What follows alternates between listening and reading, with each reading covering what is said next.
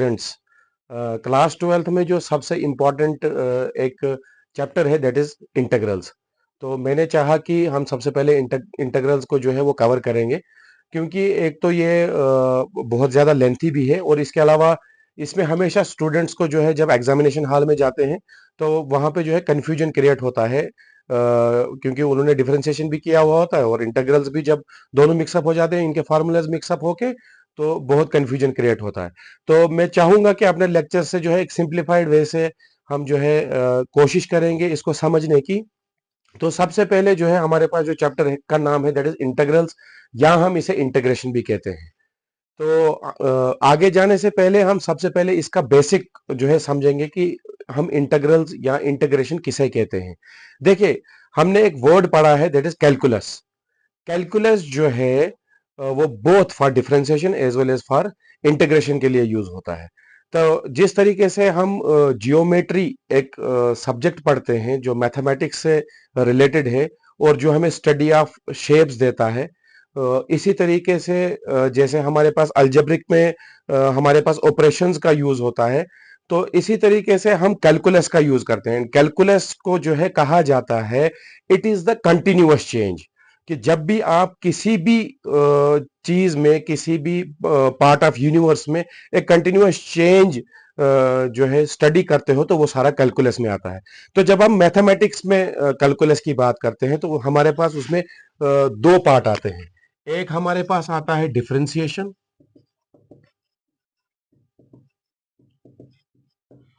और सेकंड हमारे पास आता है इंटीग्रेशन। ठीक, तो this comes all under the calculus. Calculus में हमारे पास दो पार्ट्स आते हैं दैट इज डिफरेंशिएशन और इंटीग्रेशन। अगर हम कैलकुलस को फिर दोबारा से समझें, कैलकुलस बेसिकली मैथमेटिक्स का वो पार्ट होता है जिसमें हम उस चीज के बारे में समझते हैं, सीखते हैं, जिसमें कंटिन्यूअस चेंज आता है। जैसे आपके पास अगर बैंक में कोई अमाउंट होता है तो उसमें कंटिन्यूअसली चेंज आता है, या तो इंक्रीज होता है या डिक्रीज होता है। तो हम जब कंटिन्यूअस चेंज आता है तो इसे कहा जाता है कैलकुलस। इसी तरीके से जब बेबी जो है वो बॉर्न होता है, बॉर्न होने के बाद जब उसमें ग्रोथ आती है, तो that is the continuous change. तो ये हम यूनिवर्स के लिहाज से कहेंगे। लेकिन जब मैथमेटिक्स के लिहाज से हम इसको समझने की कोशिश करेंगे, तो कैलकुलस हमारे पास दो किस्म का आता है, one is differentiation and another is integration. तो डिफरेंशिएशन जो है होता है कैलकुलस के अंदर, हम इसको ऐसे पढ़ते हैं, जब how fast A part disintegrate, कितनी तेजी के साथ कोई भी चीज टूटती है, तो हम उसे डिफरेंशिएशन के अंदर लेते हैं। और how fast A part accumulate, तो कितनी तेजी के साथ कोई भी पार्ट, कोई भी हिस्सा जो है वो जब एक्यूमुलेट करता है, वो जब जुड़ता है, तो वो हम उसे इंटीग्रेशन में पढ़ते हैं। तो हमारे पास कैलकुलस में जो है वो दो किस्म के आते हैं that is differentiation and integration. अगर हम इसको थोड़ा ब्रॉडर सेंस में इस तरीके से लें, तो हम इसको कहेंगे कैलकुलस में हमारे पास दो किस्म के आते हैं। एक आता है हमारे पास differential calculus and integral calculus. तो कैलकुलस हमारे पास दो किस्म के, वन इज डिफरेंशियल कैलकुलस और इंटीग्रल कैलकुलस। तो मैं उम्मीद करता हूं कि कैलकुलस का जो वर्ड हम बार बार यूज करते हैं जब भी हम डिफरेंशिएशन या इंटीग्रेशन में जाते हैं, तो हमें वो कंफ्यूजन क्लियर होना चाहिए कि कैलकुलस जो है ये एक ऐसा पार्ट है मैथमेटिक्स का जिसमें हम समझते हैं, जिसमें हम स्टडी करते हैं कंटिन्यूअस चेंज की। और कैलकुलस जो है उसके अंडर दो सेक्शंस आते हैं, one is differential calculus and another is integral calculus. Differential calculus हुआ कि हम किसी भी चीज को कितनी तेजी के साथ तोड़ते हैं, तो वो आता है डिफरेंशियल कैलकुलस के अंदर। और इंटीग्रल कैलकुलस जो है, हम किसी चीज को या किस चीज को कितनी तेजी के साथ एक्यूमुलेट करते हैं, तो उसे कहा जाता है इंटीग्रल कैलकुलस। अब देखिए, अब हमने जो है फोकस करना है इंटीग्रेशन पे।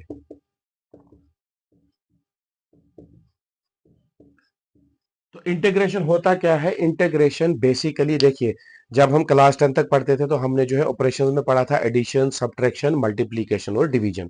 एडिशन, सब्ट्रैक्शन, मल्टीप्लिकेशन और डिवीजन को जब हमने स्टडी किया क्लास 10 तक, जब हम क्लास 11th और क्लास 12th में आते हैं, तो अगर हमने इस खासकर एडिशन को ब्रॉडर सेंस में समझना हो तो हम वहां पे इंटीग्रेशन का यूज करते हैं। इंटीग्रेशन मतलब हुआ कि इंटीग्रेट, कितनी तेजी के साथ आप चीजों को इंटीग्रेट कर पाते हो किसी एक नई चीज में, तो उसे हम कहते हैं इंटीग्रेशन में। अब हमारे पास दो पार्ट्स आते हैं, वन इज डेफिनिट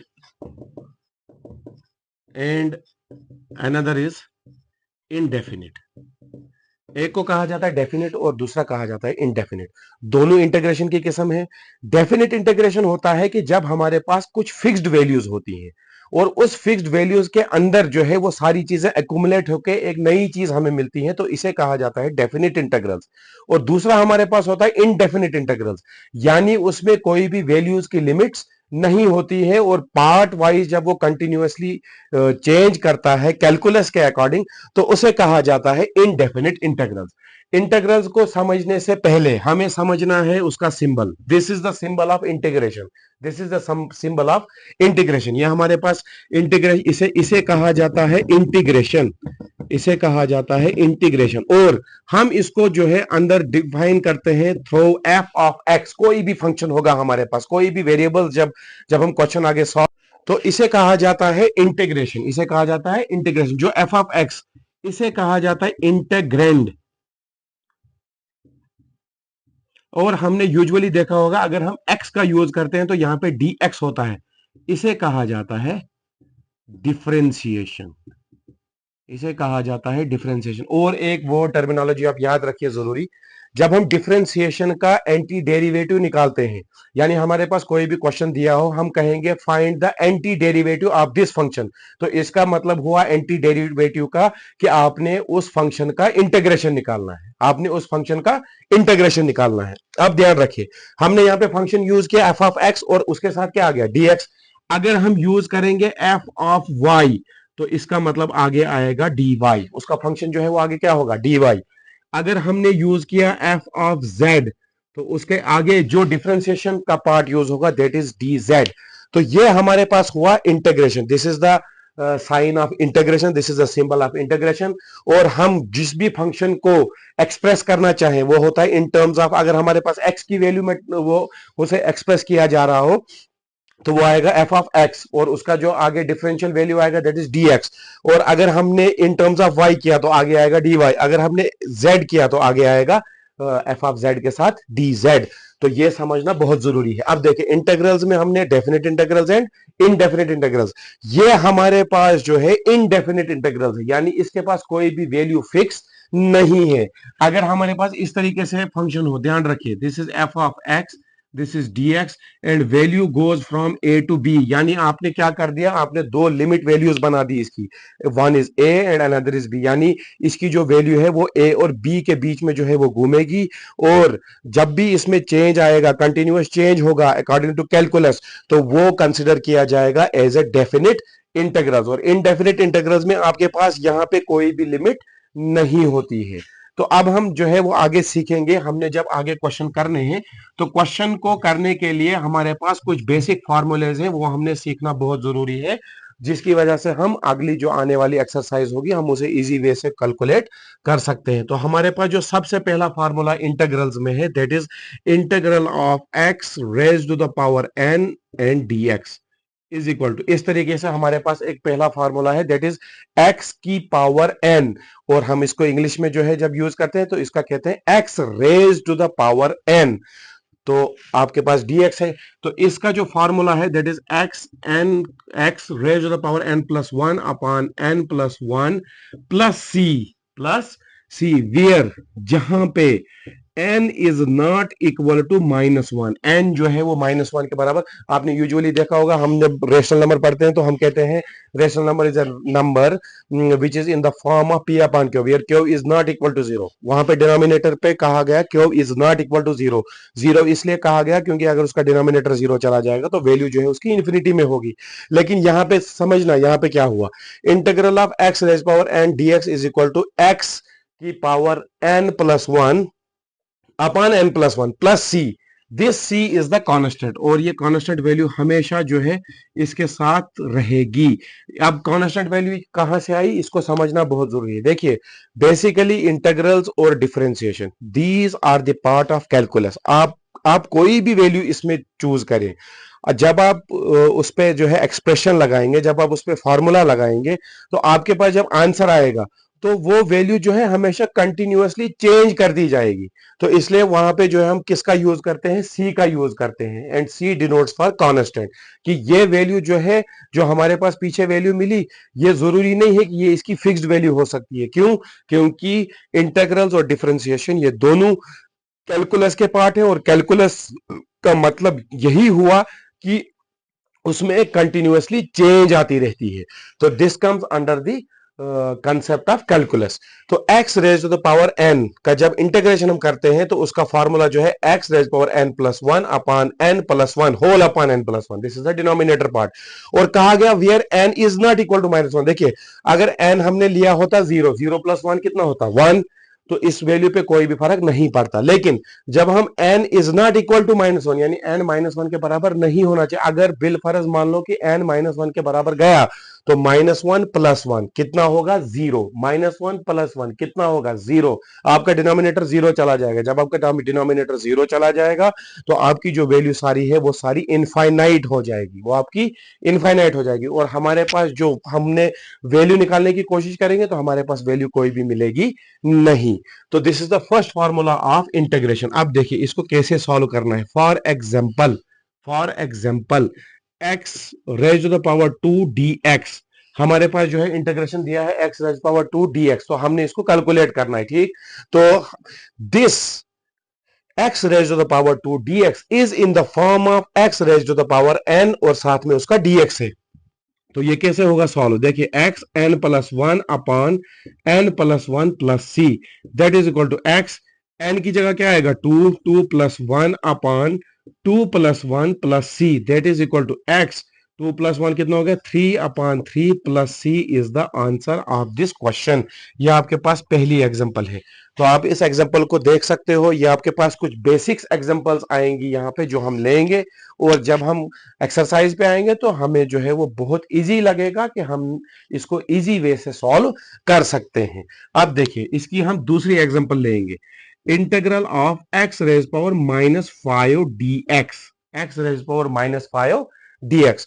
तो अब देखिए x रेज पावर -5 dx किसकी फॉर्म में है, x रेज पावर n की फॉर्म में है, और आपके पास dx आएगा, दैट इज इक्वल टू, आप जब हम इस पे इंटीग्रल्स लगाएंगे तो क्या होगा, x n plus 1 upon n plus 1 plus c, that is equal to x, n की जगह क्या आएगा आपके पास, -5 plus 1 upon -5 plus 1 plus c, -5 plus 1 -4 upon -5 plus 1 -4 plus c. अब देखिए यहाँ पे हमने डायरेक्टली किया, लेकिन कुछ स्टूडेंट्स ऐसे होते हैं जिन्हें अर्थमेटिक्स में भी जो है वो बहुत प्रॉब्लम आती है। तो इंशाल्लाह हम जो बाकी वीडियोस होंगी उसमें जब हम इस पे स्टडी करेंगे, इसमें हम वीडियो बनाएंगे, प्रॉपर वीडियो बनाएंगे, जिसमें हम इसमें अर्थमेटिक्स में अगर कहीं पे प्रॉब्लम हो तो उसको भी हम क्लियर करेंगे। अब देखिए, अब हम इसमें और बाकी एग्जांपल्स देखेंगे।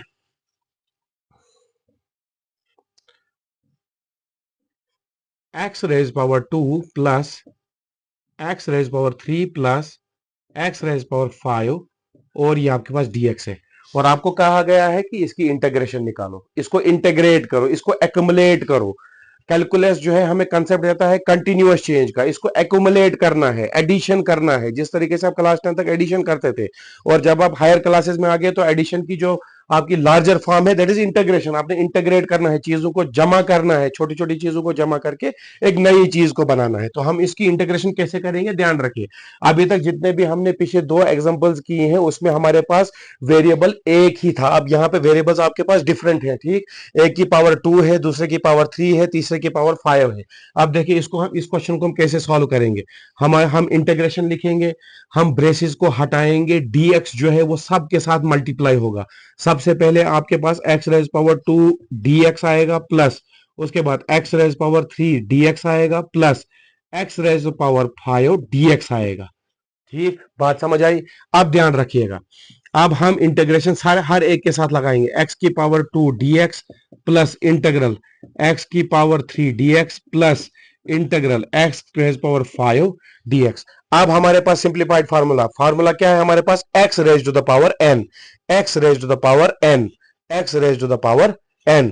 तो x रेज पावर n किसके बराबर है, x n plus 1 upon n plus 1 plus x n plus 1 upon n plus 1 plus x n plus 1 upon n plus 1। तो देखिए हम इसको बिल्कुल इजी वे से कर सकते हैं। 2 प्लस 1 हो गया 3 अपॉन 3 प्लस x 3 प्लस 1 हो गया 4 upon 4 plus x 6 upon 6 plus c is the answer of the given question. जो हमने क्वेश्चन लिया था तो इसका आंसर यह आएगा। तो आप इसको थोड़ा सा फिर दोबारा से रिवाइज करेंगे हम।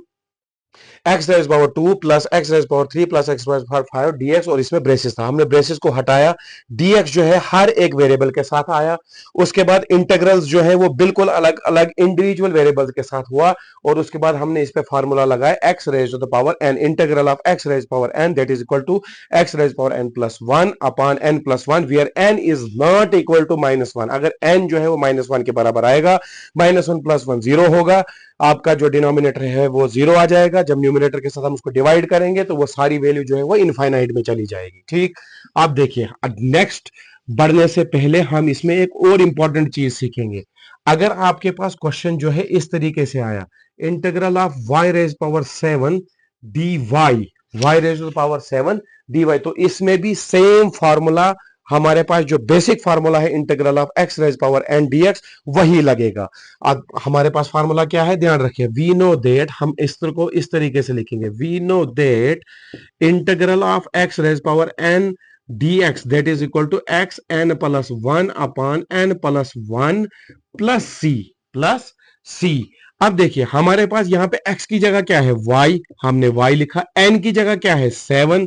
अब आगे यहाँ पे x के साथ dx था, y के साथ क्या है dy, that is equal to यहाँ पे y n प्लस 1, n की जगह 7 plus 1 upon 7 plus 1 plus c that is equal to y raise power 8 upon 8 plus c। तो आपने घबराना नहीं है, अगर आपके पास वेरिएबल्स जो है x की जगह ये y यूज करेगा या x की जगह z यूज करेगा, फार्मूला आपका बेसिक वही रहेगा, x raise to the power n, यानी integral of x raise to the power n is equal to x raise power n plus 1 upon n plus 1।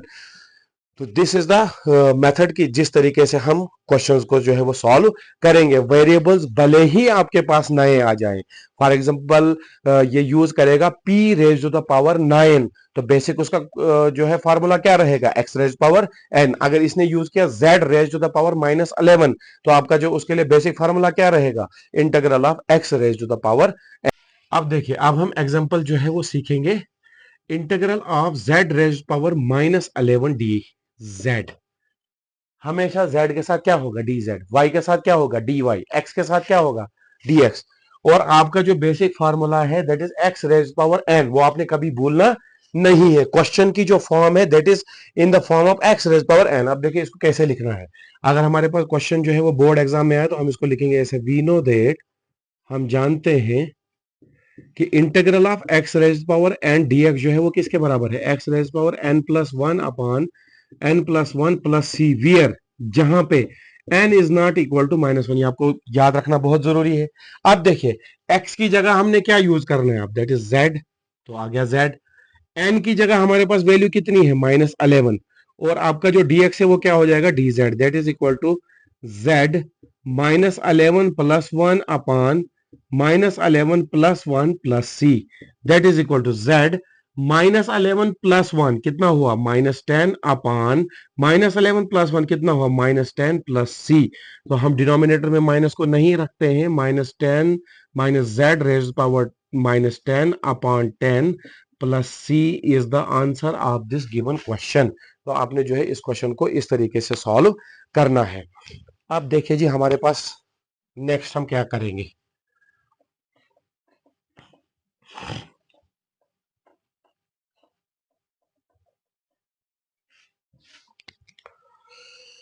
Next example जो है हमने सीखनी है integral of 3x² plus 4x minus 3 dx। तो हमारे पास question जो है अब थोड़ा अपग्रेडेड आ गया। ठीक, अभी हम एग्जांपल से ही सीख रहे हैं और जब इंशाल्लाह हम एक्सरसाइज पे जाएंगे तो आपको एकदम जो है वहां पे क्वेश्चन सॉल्व हो जाएंगे। अब देखिए इसे हमें कैसे करना है सॉल्यूशन, ध्यान रखिए। अब हमारे पास यहाँ पे क्या है, this is x, it is a variable, it is x variable, इसकी पावर 2 है, इसकी पावर -3 है, ब्रेसेस जो है वो क्लोज है और आपके पास जो बाहर डिफरेंशियल फंक्शन दिया है दैट इज dx। तो हम इसको कैसे सॉल्व करेंगे, ध्यान रखिए। ब्रेसेस को हम हटाएंगे और dx जो है वो अंदर आएगा। Integral 3x² dx plus integral 4x minus 3 dx। ठीक, अब देखिए यहां पे अभी तक जो हमारे पास पीछे क्वेश्चंस आए थे उनके पास कोएफिशिएंट कोई भी नहीं था। जब जिसका कोई कुछ भी कोएफिशिएंट होता है उसका कोएफिशिएंट 1 होता है, लेकिन हमारे पास यहाँ पे कोएफिशिएंट दिया हुआ है that is 3 and this is 4। और कांस्टेंट वैल्यू की इंटीग्रेशन नहीं होती है, कांस्टेंट वैल्यू की इंटीग्रेशन नहीं होती है। अब आपने एक चीज यहाँ पे एक कंसेप्ट और समझना है। अब देखिए यहाँ पे x² है, x² का कोएफिशिएंट क्या है 3, यहाँ पे x की पावर -3 इसका कोएफिशिएंट क्या है 4। इन दोनों के बीच में जो है वो ऑपरेशन कौन सा है, मल्टीप्लीकेशन का। जब मल्टीप्लीकेशन का है तो आप समझना हमने यहाँ पे क्या करना है, इस 3 को इंटीग्रेशन से बाहर निकालना है। तो अंदर आपके पास क्या रहा x² dx प्लस 4 आपके पास जो है वो मल्टीप्लीकेशन में है तो 4 हमने बाहर निकाला, integral x rays power -3 dx। ठीक, तो अब वैसे ही एज यूजुअल हम क्वेश्चन करेंगे। x की पावर कितनी है n, x की पावर जब n आ गई तो x की पावर n प्लस 1 अपान n प्लस 1 प्लस 4 x की पावर -3 प्लस 1 अपान -3 प्लस 1 और आपके पास एक प्लस c बाहर आएगा। अब ध्यान रखिएगा 3 डॉट x की पावर कितनी है 3 अपान 2 प्लस 1 कितना हो गया 3 प्लस 4 x -3 प्लस 1 कितना हो गया -2 अपान -3 प्लस 1 कितना हो गया -2 प्लस c। अब ध्यान रखिएगा तो हम इसको लिखेंगे 3x3 अपान 3। अब जो माइनस यहां पे है ये माइनस ऊपर आएगा, प्लस माइनस हो गया -4x की power -2 upon 2 plus c is the answer. ये आपके पास इसका आंसर आएगा। ठीक, तो आपने जो है इसको फिर दोबारा से हम इसको रिवाइज करेंगे। ध्यान रखिए हमारे पास क्वेश्चन थे 3x² प्लस 4x माइनस 3 और dx आ गया। ठीक, तो हमने क्या किया, हमने यहाँ पे इसका कंसेप्ट ऐसे लिया कि जो x² है इसका कोएफिशिएंट 3 है, इस x की पावर -3 का कोएफिशिएंट 4 है।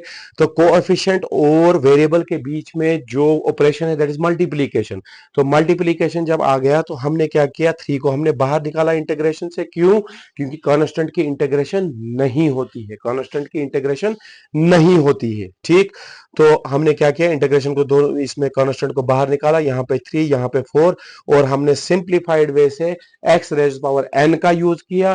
तो x rays power n plus 1 अपान n plus 1, x rays power n plus 1 अपान n plus 1 plus c constant आपके साथ में, और हमने इसको ऑपरेट किया, सॉल्व किया और हमारे पास इसका आंसर ये आ गया।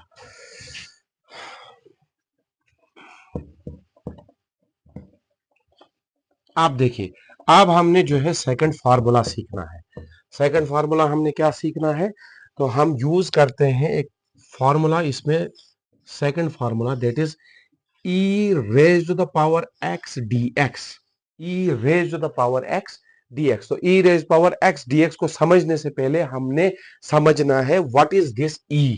इस e को हम क्या कहते हैं, इस e को हम मैथमेटिक्स में यूलर्स नंबर कहते हैं। क्या कहते हैं, यूलर्स नंबर कहते हैं। और ये e जो है हमारे पास हमेशा हम इसको कांस्टेंट कंसिडर करते हैं। क्या करते हैं, कांस्टेंट कंसिडर करते हैं। और हम इसे कहते हैं इर्रेशनल नंबर, हम इसे क्या कहते हैं, इर्रेशनल नंबर। और इसका जो वैल्यू है that is 2.71282, 2.71282। This is the Euler's number. तो हम इसे क्या कहते हैं, ई फॉर यूलर्स नंबर। ई जो है हम इसे कांस्टेंट कंसीडर करते हैं, और ई जो है इसे हम कहते हैं इर्रेशनल नंबर, इसे हम कहते हैं इर्रेशनल नंबर। और इसका वैल्यू जो है वो है 2.71282। This is all about e, this is all about e. तो हमारे पास जब हमने इसको सीखना हो, समझना हो, तो e raise power x d x की जो इंटीग्रेशन है that is e raise power x plus c, e raise power x plus c. तो ये हमारे पास सेकंड फार्मूला है, that is e raise to the power x d x, e raise power x d x. अब समझना बात को, अगर हमने क्या किया, हम लिखते हैं इसे ई रेज पावर वाई, तो आगे हमारे पास जो डिफरेंशिएशन होगा वो क्या होगा, d y, that is equal to, तो इसका वैल्यू क्या होगा, e raise power y plus c. अगर हम इसे लिखेंगे in terms of z, that is e raise power z d z, तो ये होगा आपके पास e raise power z plus सी।